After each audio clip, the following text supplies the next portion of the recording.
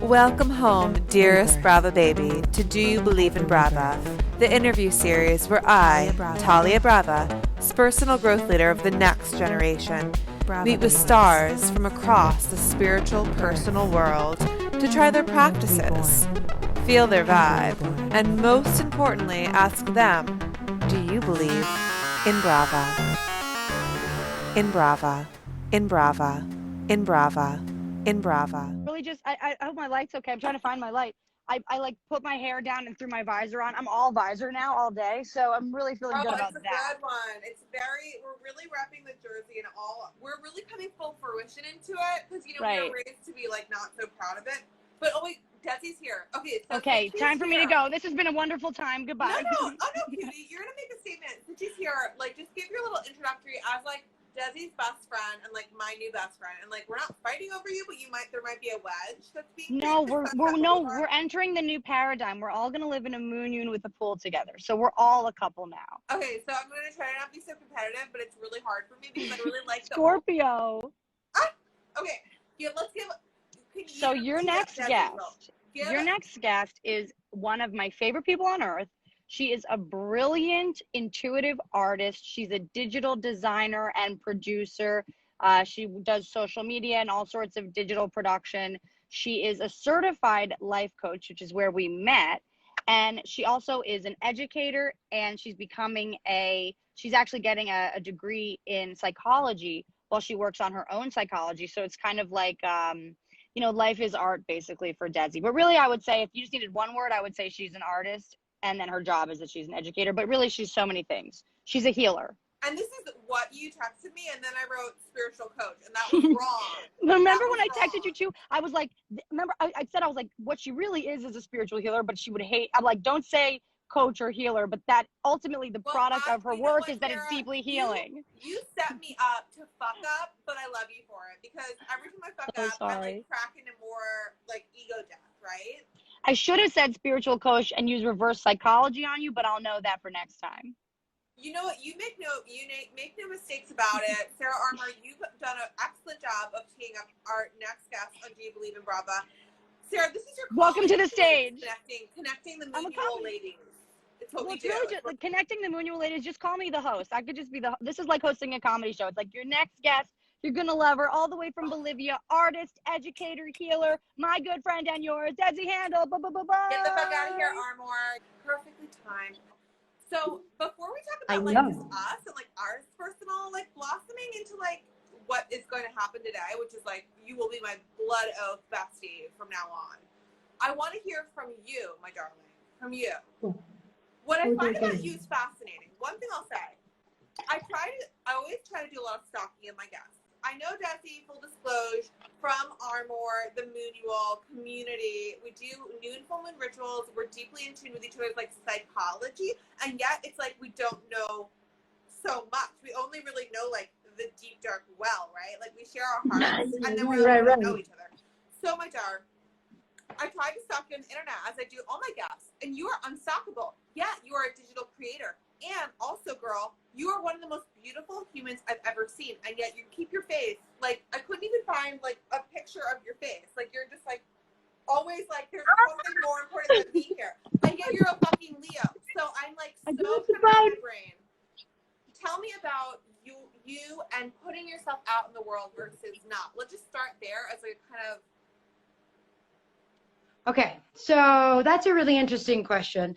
First of all, you're gorgeous, glowing, right? Freaking glowing. Putting myself out there. It's been really interesting because I think that like my life has been marked by like exaggeratedly putting myself out there. And I don't think I ever actually did too much genuine, like real authentic shit. I was always just kind of like pandering to the crowd, So my experience with that is that like, obviously I'm not doing something genuine. So people are like, who the fuck is this? You know what I mean? Like, yeah. So I think that I've like sort of talked myself out of doing it, but I don't know. Sara says that it's like ridiculous how low my self-esteem is. Wait, darling, first of all, are you selling me on this apartment because I'm buying it?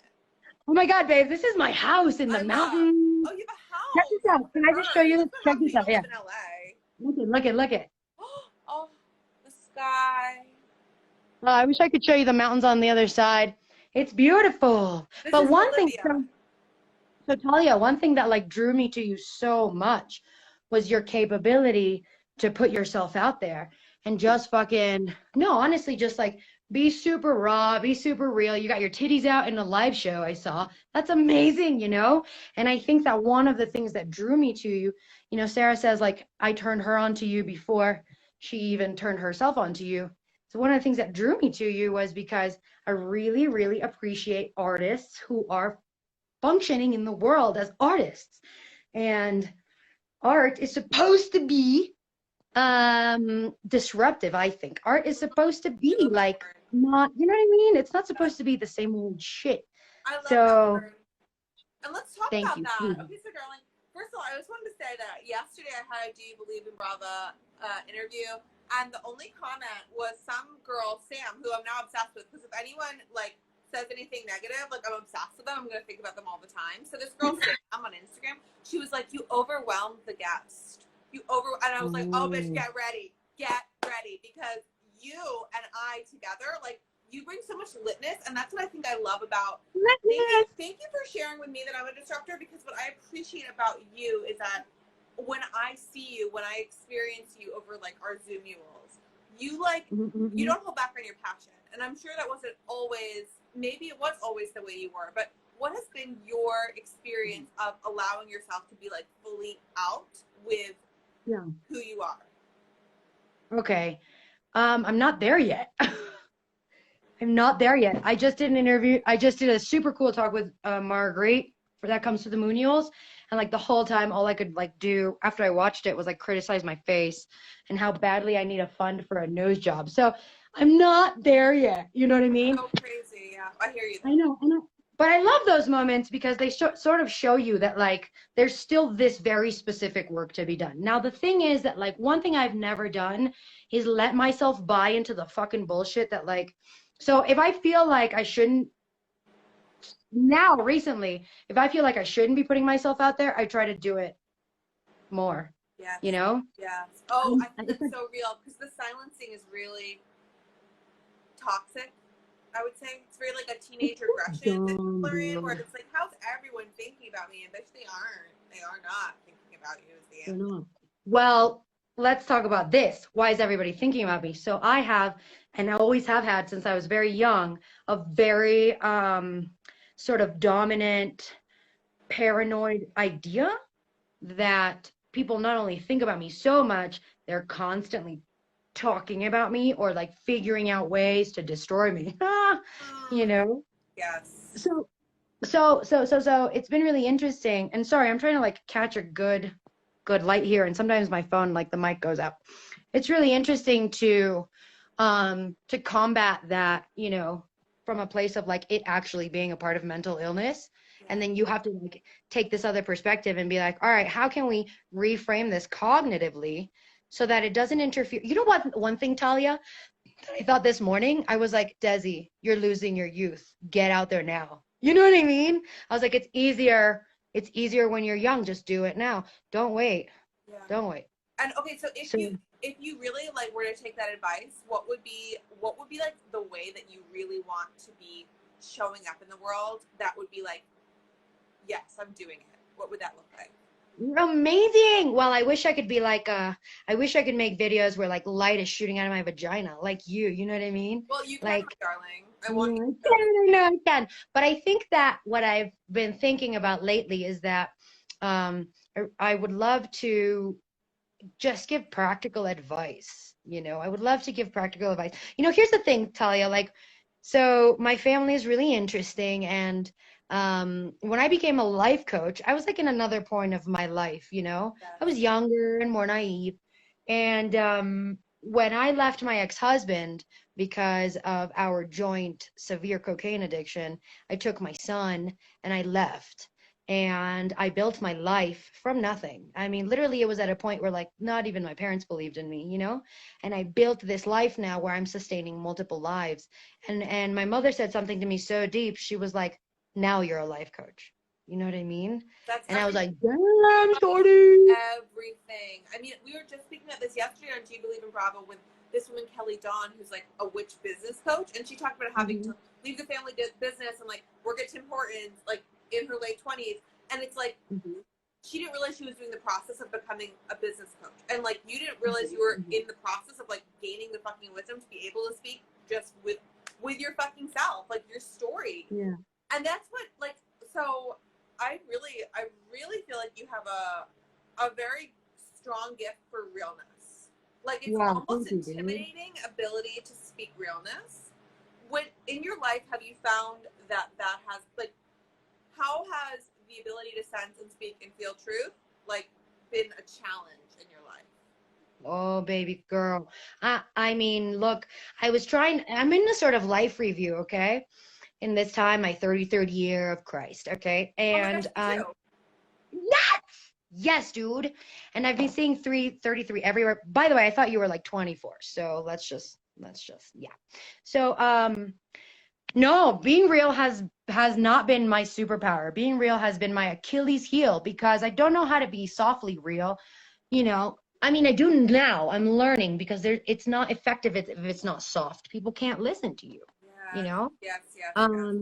But dude, I remember, actually, I was remembering when I was like 21, one time, one of my friends that I had back in the day sat me down and was like, I need to talk to you. Some of the shit you say is so jarring. And that was the verbatim. I'm never going to forget that. She was like, dude, sometimes we're at parties and you like shut it down. Some of the shit you say is so jarring. And I was like, whatever. But then as I was going through more life review, I realized that like, yeah, I think that, you know, one of the reasons why I was like, I'm not a spiritual coach was because, well, first of all, I was trying to like create a little pre-show drama. I love the back. That's the Leo. That's that little like creeping out the jungle. I was trying to be like, what? Come at me. But it's because, you know, what's been happening is like, I'm moving from this super like spiritual perspective of transcending and ascending out of human into realizing that the problem is I haven't been being very human.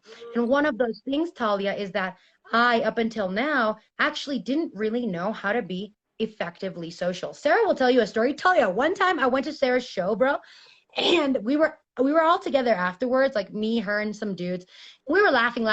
And there was a guy sitting right in front of me in a chair, okay? We were having a great time, like blah, blah. And out of nowhere, I had the impulse to slap this guy in the face. And I did. Wait, and I okay, did. Darling, this is it. Okay, was there more to that story? I don't want to cut that off because it's already like, I love the beginning if that's just the beginning of the story. No, that's it. I slapped him, and then it goes down in history as the day I slapped Marty. The greatest thing about it, like, my darling, like, this is the thing. And this is why I love Sarah, because Sarah is also like one of those people who's like a stand for all are crazy, and she like helps us channel it. I know. So you know that I utilize this whole persona because I get to go on a live stream and just be a fucking bitch. If I'm in a bad mood, I can just go on here and yell at men, and then they send me things like leather gloves because they love it. So there's nothing wrong with that bitch who's like, I just feel shit, I know it, I say it, I slap men for no fucking reason. You just need a fucking alter ego, though. You just need an alter ego. Oh, you want to know something real crazy? So my name is Giselle Desiree, okay? For a really insane reason that is, no, there's nobody here. I'll tell you why. When I was born, my father's lover, su amante was Giselle. So my dad was named after his dad's lover, Andrea. No! Or his dad's lover named him. So similar. Oh my God, that's amazing. Different, all right, but listen. similar. But okay, so you were named after his lover. How does your mom feel about that? You know, my mom's a fucking queen. So she tells the story as if it were this like funny little anecdote or whatever, right? I don't think she touches the topic. I love family. It's like our family's normal. It's so weird. Everyone hilarious. Else is crazy. No, everyone's fucking crazy. All family dynamics are so, I don't know, maybe not all. You know, I don't know. I think some people have a little bit of a healthier chance, but I don't think that you would ever be able to look at any family and be like, oh, on paper, this family is absolutely perfect. And that's the truth is, boo, it's like, ultimately, if we're talking about being an interesting fucking person, like, L'chaim, and I'm so sorry for those with, like, the more normal. Like I remember my dad was like, every family has skeletons in their closet, and I was like, well, our skeletons are like here, they're not in the closet. And also, like, I don't think every family, I think you just say that so that, like, when you come out with, like, you have a daughter, like, you have a sister in this other country, like, when you just, like, announce those things, like, it doesn't feel weird. Yeah, no. But look, like, damn, that's one of the reasons why I try to be as real as possible. Because one thing that I've noticed is that for some reason we've left very little room for humanity. I don't know what happened, guys. Like, what happened? So remember I was talking about like fuck the system. So I used to be very, very fuck the system, okay? But then I realized that like, okay, so for example, here's something I love that I learned. Have you ever heard of like feral children or feral people? Feral, like wild people? I'm imagining many things, but I don't think I know the exact definition now. Okay. So there was a case in like the 70s. This girl in France, she was found abandoned in the woods, but alive and well. And what happened was she had been raised by animals, literally.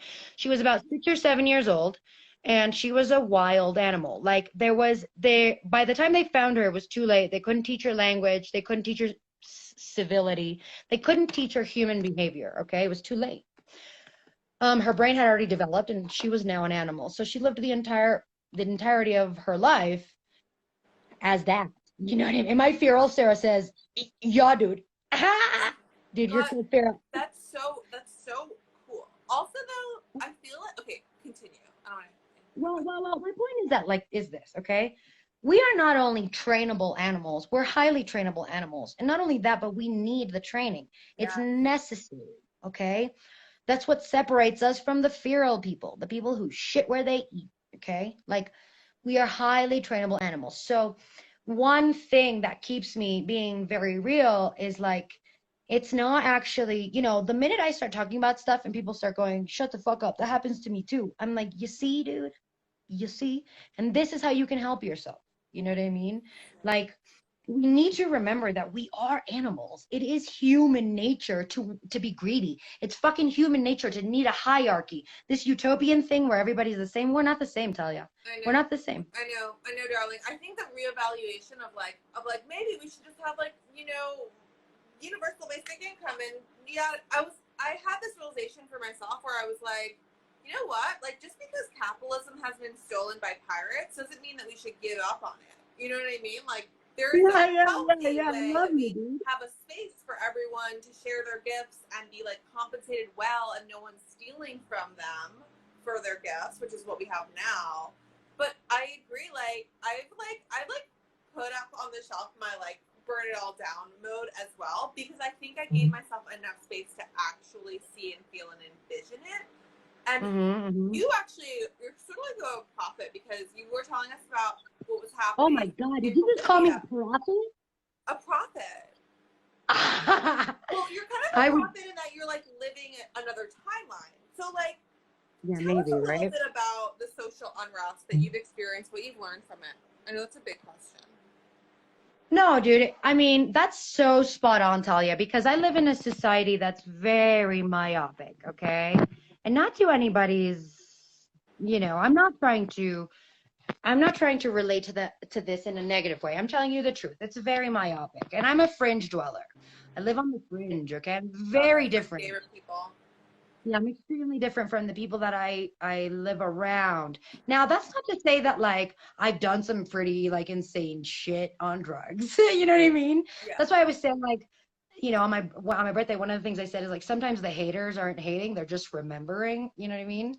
So yeah, dude. They're just talking about you. But I love that you did that shit before you became now anyway, you also learned a lot, and now you can be a present mom, because I feel the real shit is you don't want your kid remembering remember the first 12 years of my life, how you were just screaming at me the whole time, you know what I mean? So you did. Okay, so the haters are oftentimes remembering, this is true, and they can help remind. They can help remind. And so what has it been really? It's just sort of been when I was in the United States, I fit in much better just because it's a much more diverse pool of people. So a lot of my social malaise comes from the fact that I live in a society that is very traditional, very traditional.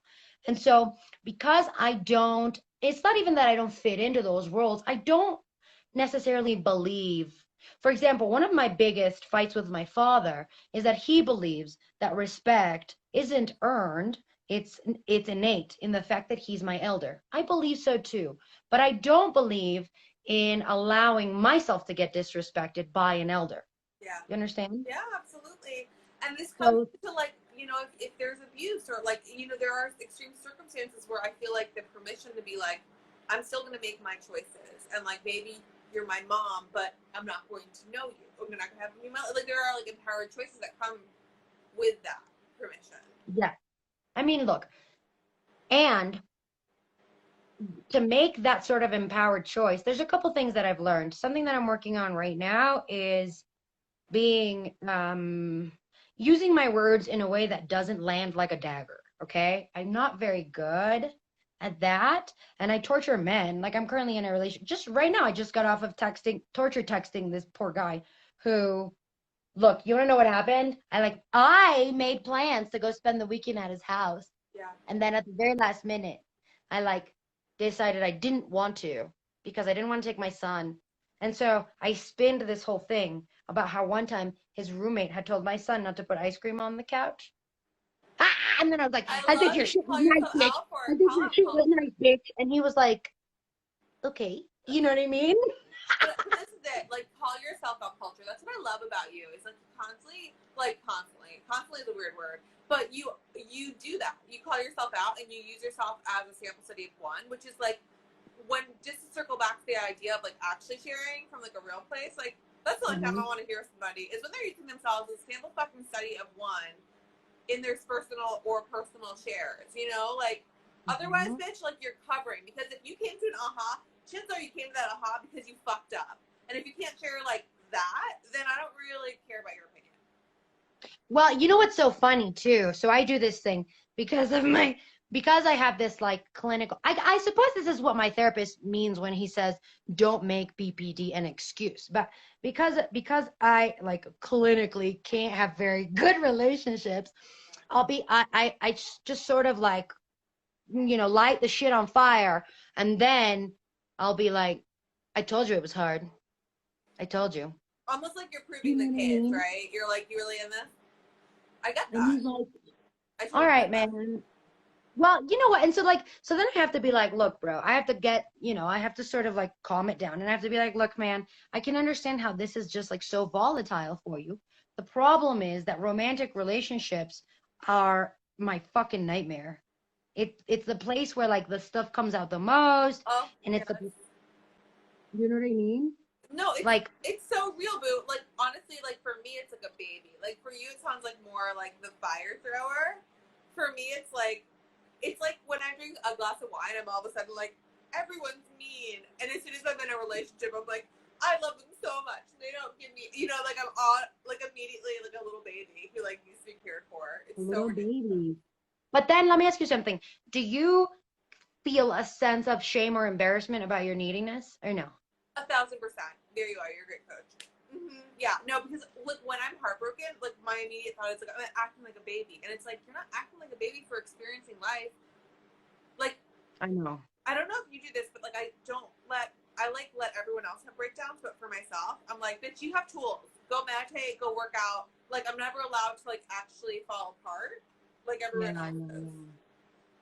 Well, you know, that's really interesting. I was talking to Sarah about this. I had a recent experience where I reached out to people that are not in this world, and the level of support that I got was so basic and prime. Like, it was fine. It was beautiful for them. I could see their attempt.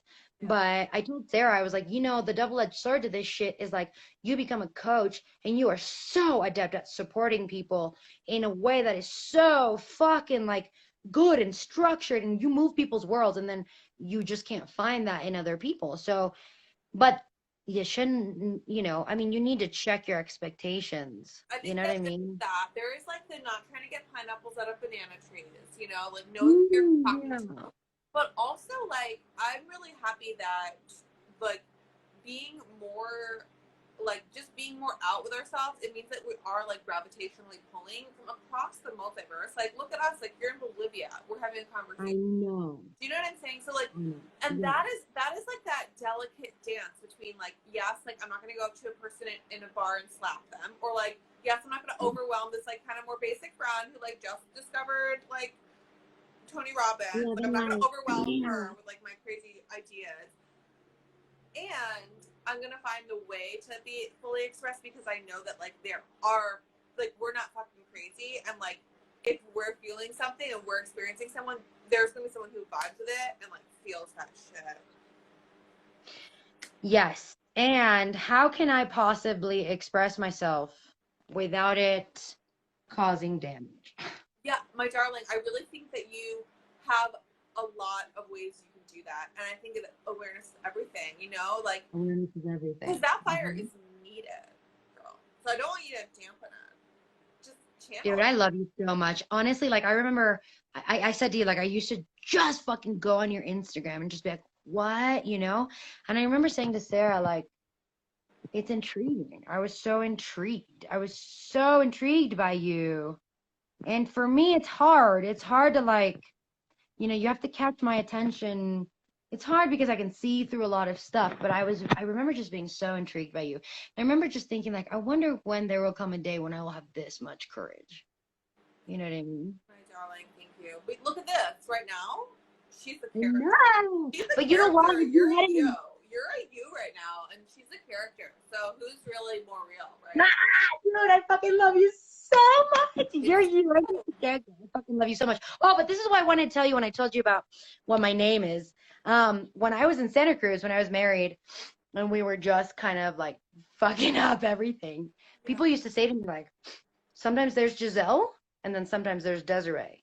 And that was that sort of like, if I was, you know, because I can come out, I'll fucking gut you. Like, here's another thing, Talia, like, fortunately for me, I'm hard to scare. Like, when I was a little kid, I was the most morbid little motherfucker. I used to go on, okay, who remembers this? Rotten.com. I don't remember. I don't think I ever went there. Don't. It's called Rotten.com for a reason, bro. They show you like pictures of decapitated shit. But when I was a kid, I used to actively seek this stuff out. I've become extremely desensitized, but at the same time now, I don't like to purposefully expose myself to that just because I know the effects that it can have on your psyche. Yeah. But I've seen and experienced so much intense shit that there's a sort of like desensitized aspect of me. Yeah. Now, it's good in a certain way because, sorry, my lamp just broke in two halves.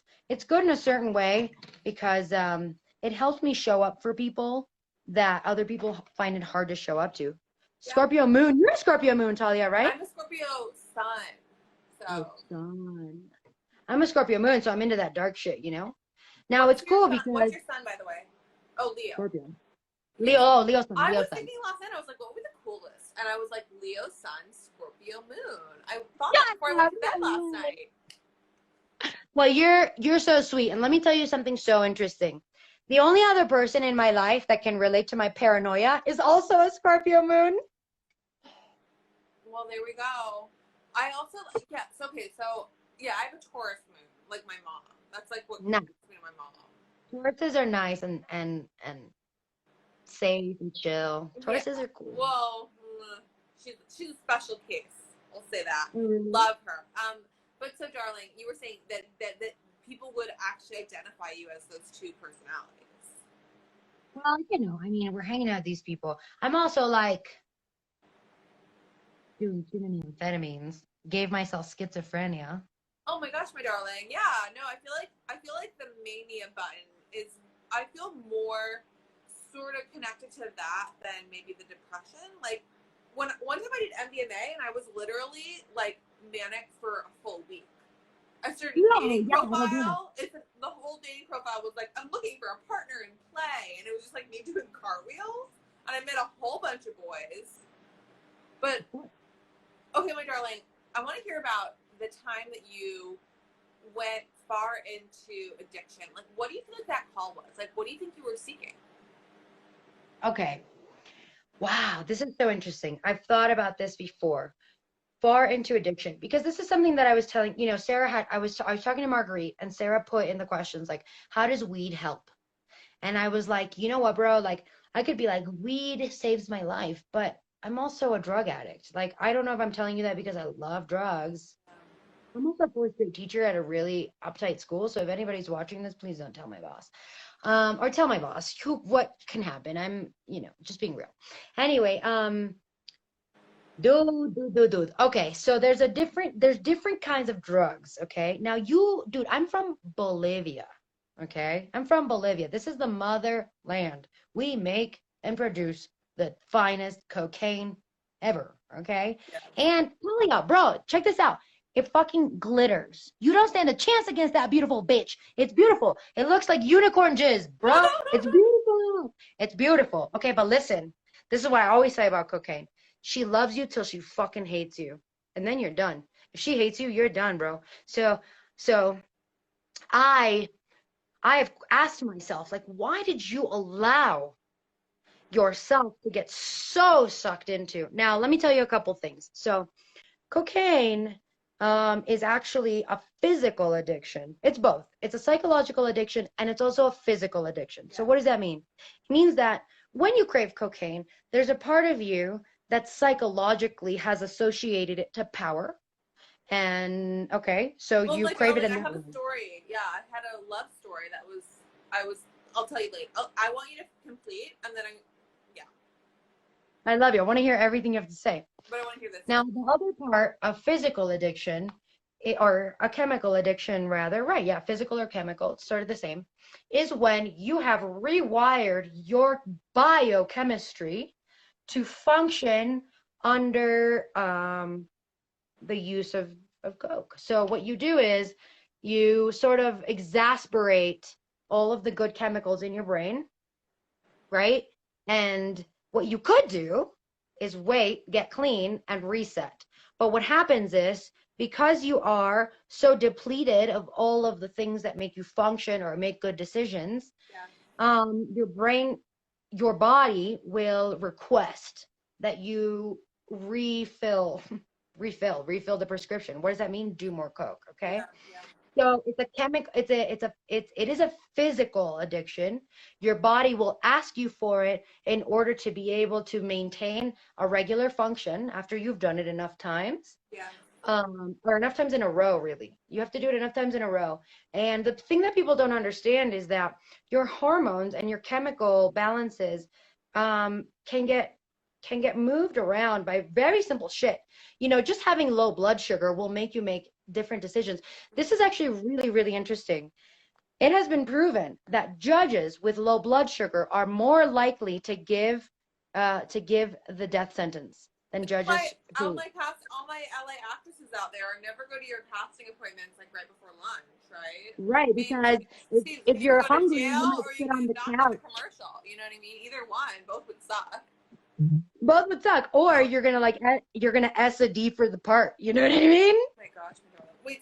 So I with this so I'm hearing with this cocaine thing, it's like, first of all, I actually want to share a little because I'm really don't relate to being addictive personality. Like, I'm not like, I don't have issues with other things. So what I'm hearing with the cocaine thing is like, this could happen to anyone, and I'm sample study of one. Like, I met this boy in London where everyone does lots of cocaine. It's like the national anthem. People in London love cocaine, huh? They love it. So I met a boy. I did cocaine with him for the first time ever, and we had the most amazing date ever. And then I like fell in love with him. But every time we saw each other, we did cocaine. So every time I wasn't seeing him, I would be having like a panic attack, and I thought it was because I was so in love with him. Like, I'd be like scribbling, like, I need to see him so bad. Like, I just like draw circles. You know? You're Then as soon as I yeah. saw him, I'd be like, can I have some cocaine? Oh, yes. Yeah. So I actually wired my brain to feel like love and this drug was the exact same thing. Like, I was devastatingly in love with him and like clearly addicted to cocaine, but I didn't even know it. You know, and it took me being broken up with, having to spend the summer in Ireland, like very romantic and like tragic. That's amazing. Weeping the whole time, which is like, don't we love those moments in our lives when we look back and we're just weeping the whole time? Like, they're the best times. But I didn't stop crying. It was the best. That's like a great, like, that explains how certain things we just need to stay the fuck away from, because they can happen to anybody. It doesn't matter if you consider yourself like easy to get addicted or not. Yeah. And It's true. It's true. You know, I mean, but yes and no. I mean, look, I know plenty of people, you know, I was talking to somebody the other day and he was like, well, my business partner, oh no, you guys, the baby passed out on the floor. Look at him, look at him. Oh. He passed out eating spaghetti. Let me help him out. Give me 1 second. I'm going to lay him down. Oh my God, so perfect. I'm going to put him on the couch for 1 second. My little baby. Desi, I've never had a baby on this show before. It's my first baby. This is dog. Go, Bubble. You want me to say? Okay. So the other day I was talking to somebody and they were like, my business partner does a bump of cocaine when he wakes up. And then he does a bump of cocaine right before a meeting, but he doesn't abuse it. And I was like, damn, shorty. I guess there are people that can do that. I couldn't. Anything is possible. Anything is possible. But also, like, you want to know what? Let me tell you one thing, Talia. Nothing has made me degrade myself as much as cocaine. Nothing.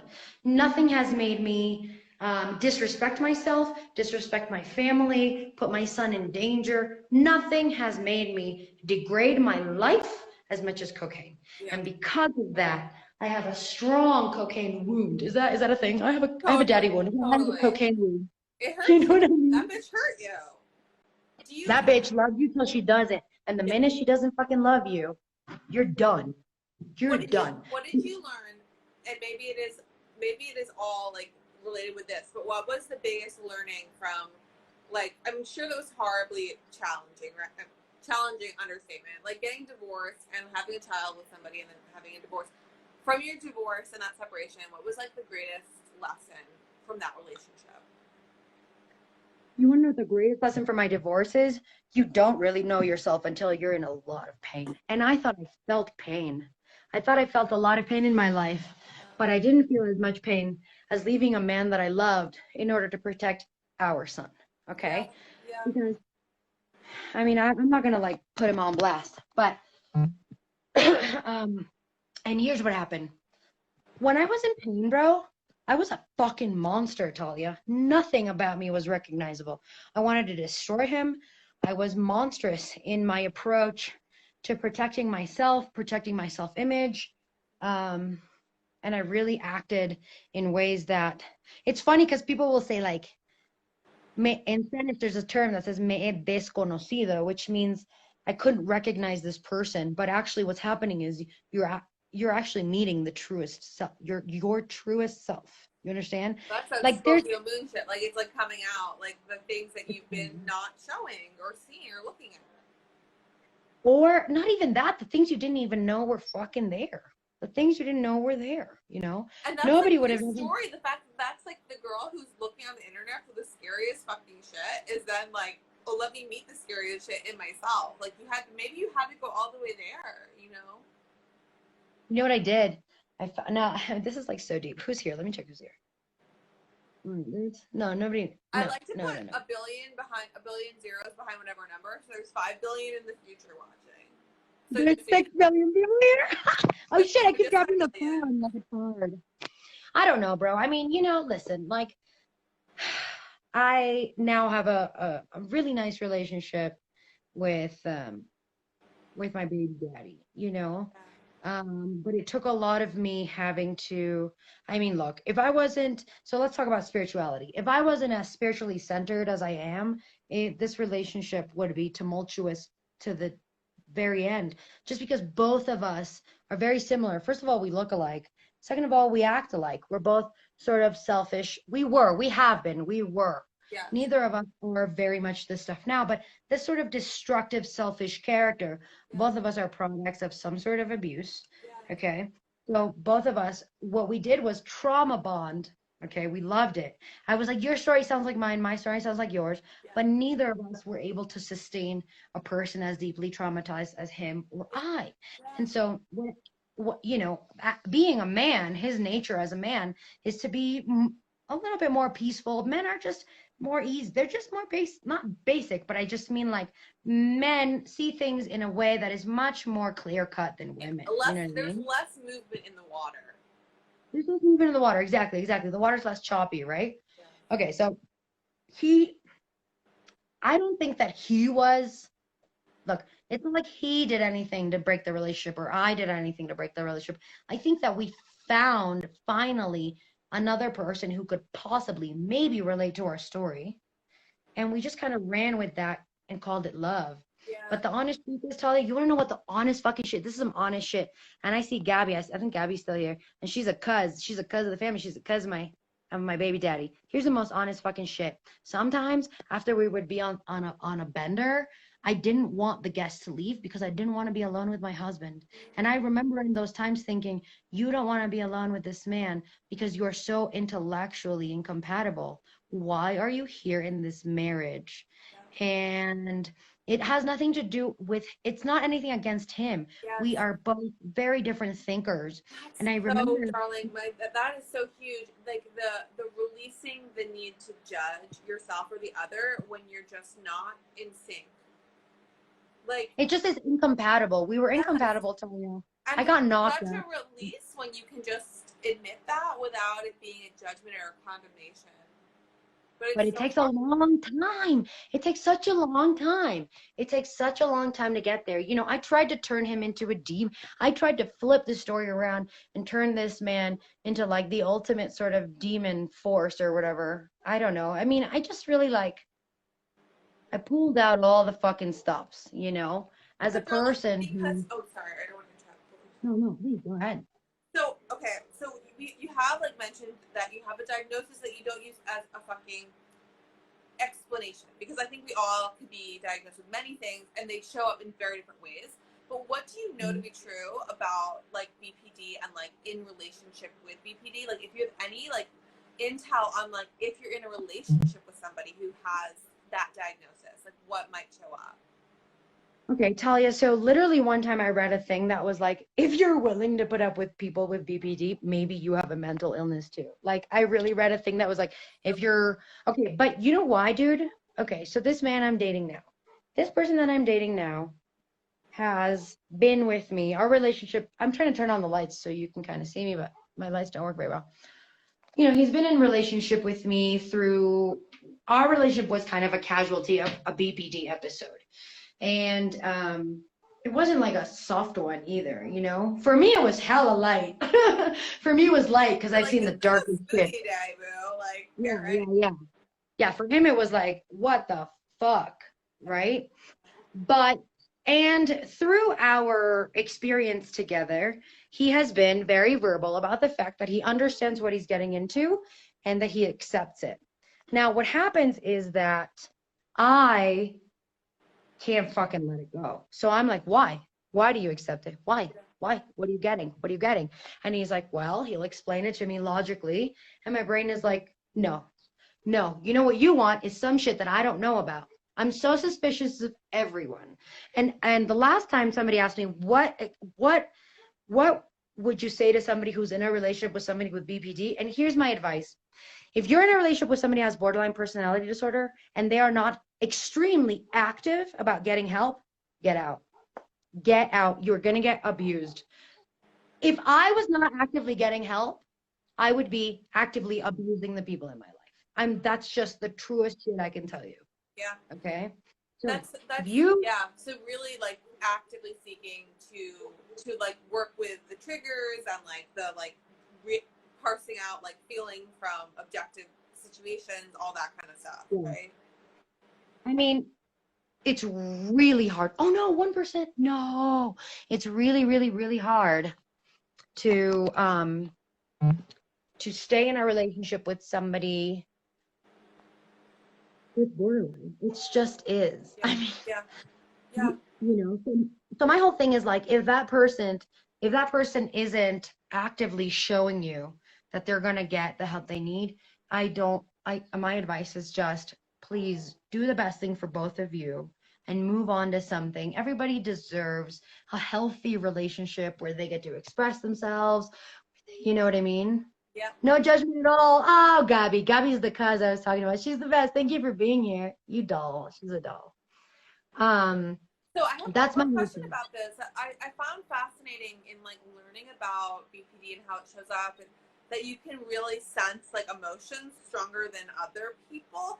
What sort of like do you feel like there is, because I feel like with everything there is like the horrible gifts that we get, you know, where they're like, I have a chronic illness, like I have a very high sensitivity to my body because of it.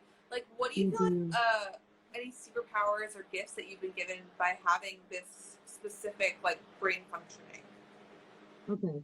That's an amazing question, Talia, because I've been trying to okay, so the other day I was like going over some of like the more 101 stuff that the spiritual world wants to teach us. So what is it? Don't take anything personally. Don't identify with anything. What else? So part of borderline personality is that you have a very distorted sense of self and you don't identify with anything. So I was like, oh shit, I do that by default. Yes. But I mean, in my case, it's like you don't identify with anything. So you go through career over career. You know what I mean? Like there's nothing concrete in your life. Yeah. So cool. So if I by nature don't identify with anything, I guess I'm already a couple steps ahead on this spiritual journey. What's the other thing? Oh, depersonalization, where you don't believe you're real or you don't believe the situation is real. Yeah. So you have to step back and look at things from a really objective stance. That helps. But listen, you have to be the type of individual that has sought out a lot of spiritual training in order to put those things together. Because Talia, nothing will fuck with your head more than like, you know, when you black out. So depersonalization just means that you cannot consider yourself as a real individual inside a situation. It's almost like you think you don't exist, okay? But then there's there's a word, I forgot what it's called. It literally just means like blacking out and then coming to, right? And that's happened to me on multiple occasions. One time I blacked out at a party in Los Angeles and I woke up and I had literally shaved the skin off of my arm. And I was like, what? First of all, fucking super party foul. Like nobody, I don't want to come out there and be like, guess what, you guys, right? So I remember I just like took myself outside and I was like sitting outside of the door, like in complete shock. And my boyfriend saw me through like a corner and he was like, what's up? And I was like, we have to leave, you know? That's scary. Yeah, that's super scary. It's fucking terrifying. The most recent situation I had, those sort of things happen under a lot of duress. The most recent situation I had, I was late for work. You know, I'm a single mother, so I'm just kind of doing this on my own. I used to live in the city with my son by myself, and now I live in the mountains with my father, and it's a beautiful gift. But I was late for work, and I put the baby. Usually we would take a taxi because I had to take him to school before I went to school to teach. But I had chosen to drive, and we were very late, and I got very stressed, and I like dissociated. And then when I came to, I was in the middle of an avenue with oncoming traffic like this, and my son was in the front seat. Okay? So you have to take those fucking moments and go, whoa. Like, I mean, you can't, when you have VPD, you have to really you have to hold on to as many things as you can physically sense. You understand? Yeah. Because so you stay in reality. You know in Weeds when she does that thing where she sucks on her straw and she goes, like, she does what? When she gets really crazy on the show Weeds, I like lost it. Yeah. Mary-Louise Parker will just like sip her straw and just like stare out into space, and like it's a look that like I remember my mom doing when she was overwhelmed, where it's like I'm just gonna stare off, and it's like very clearly dissociating. So dissociation, that's the word. Yeah, I feel like that connects a dot for me about how BPD can be connected to like early trauma, because you're learning a skill to like get through life by being like, I'm not here. I mean, look, speaking of learning a skill to get through life, when you told me like what took you into the depths of addiction, it was that. It was that when I fed myself amphetamines, I really believed that I was capable, or perhaps I could see my actual capability, right? So like So one of the things that I've, so like my therapist talks to me a lot about overvaluing and then devaluing. So I tend to live inside of hierarchies. You're either better than me or I'm better than you. And nothing else exists outside of that. So if you're not better than me and I'm not better than you, then what is there? You know what I mean? Yes, yes. So I've been working on just sort of putting that shit in check, right? I mean, that's something we all need to work with, right? I mean, it's such a like deprogramming of our consciousness, and it's also like it feels so rooted in capitalism. It's like your value, your worth, and that there's like limited supply. You know, it's definitely not like the Lisa Frank dream that we're creating. So what do you do? Like, what's a practice that you found to help you like move out of paranoia or comparison, like getting really fucking real with object reality? Like, what helps you do that? Okay, so one thing that helps me do that is to ask people if they're seeing what I'm seeing. That's good. You know what I mean? That's really good. Just to be like, hey guys, is this what's happening? And then people will be like, no, you're fucked up. And I'll be like, oh shit. Okay, so like the last time I experienced paranoia, I was at my boyfriend's house and there was people upstairs. And I went downstairs with my son and I thought I could hear them making fun of me because I was a mother. And my son started crying because he was tired. And in my head, it was like, your crying doesn't help. You know what I mean? Yeah. So I was like, shut up. And I screamed, I said, stop crying. And the echo of my voice in the room hit me. And it was so like sharp and gross that it shot me back to earth immediately.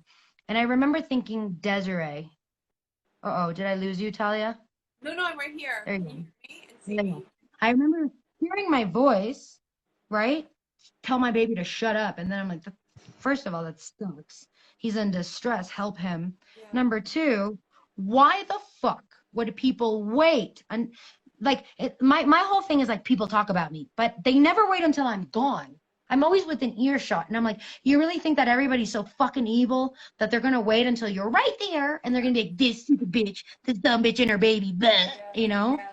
And meanwhile, you're like, I'm so paranoid. I'm so much in this reality that I can't even take his cries. It's like, be quiet. And the minute I heard my voice came back to me in an echo. And it was so jarring, that word, jarring, that it brought me back to earth. It brought me back to earth. And I wept the whole way home. And my poor boyfriend is trying to do everything he possibly can. But he's also 30. He's 3 years younger than me. He's also a male, which already makes him relatively less mature. And he's also a very normal person who has never had to tread these sort of waters. So, he tries to talk me through it, but the experience of coming back from an episode of dissociation or coming back from an episode of paranoia is very impacting. Because what you're basically realizing is that you can very much, with so much conviction, believe both realities. Oh my So darling, this is so real. I think that there is a surreality to everyone's experience right now because we're all like so disconnected and like connected via like our avatars, and there's like all different sorts of realities on the internet of like what's real, what's not real is a huge question. So just I think like the humility that your experience has given you in terms of questioning like the thoughts and noticing like our mind is everything. Like our mind is what shapes the world. So like just being so really, really clear about looking at the thoughts. Yeah, I mean, look, for me, you have to come to a point where like, I mean, my divorce helped me so much because I really got to be a monster. Okay, so when I say that, what I'm really pointing at is that I really got to leverage the victim stance. Okay. Yes. And I allowed myself to just kind of be destructive in that way. I really leveraged, but I also didn't, I guess what I'm trying to get at is that the thing that I noticed the most is that our biases are just psychological biases will really take over, especially when you're in a moment of so much emotional distress. you know? Yeah. You're Survival. really like sort of animal, and it's expected. You should have biases. If you didn't, this is what I'm talking about, the feral people. Yeah. So there's this, you know, I mean, the reason why we are functional animals is because we go through a period, and yes, it is indoctrination, and I don't believe that all indoctrination is necessary, but it's, I mean, is negative, but it is necessary. Okay. The other thing I also understood very clearly about going into education is that the human brain needs to have a certain level of maturity in order to understand certain concepts. Okay. And so I really had to go through that experience where my whole world fell apart, and I left this man that I loved so deeply because I wanted to protect my son. Um, and I had to really put myself in this place of choice, because it had to be like, who are you going to be? Are you going to be the woman who, you know, protects herself before all?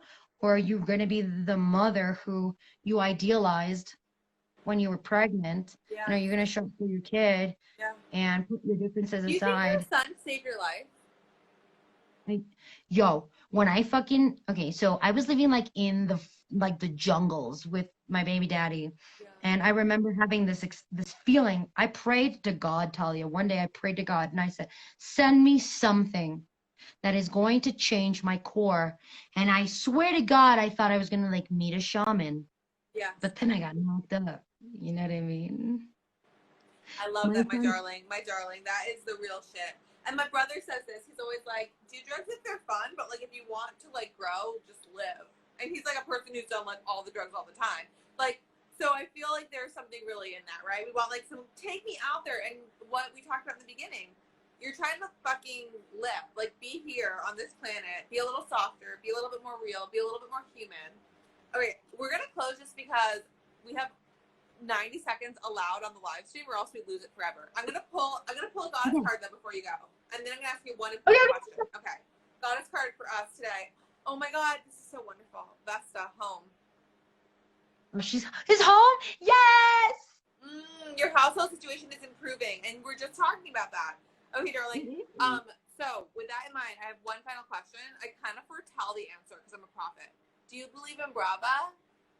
Hell yes, girl! Yes, I believe in Desi. Thank you so much for joining. Always, always lit, always a leader. And I love hearing your truth. And don't ever make it any less big when you're around me. Same, baby. Bye. Bye, mama.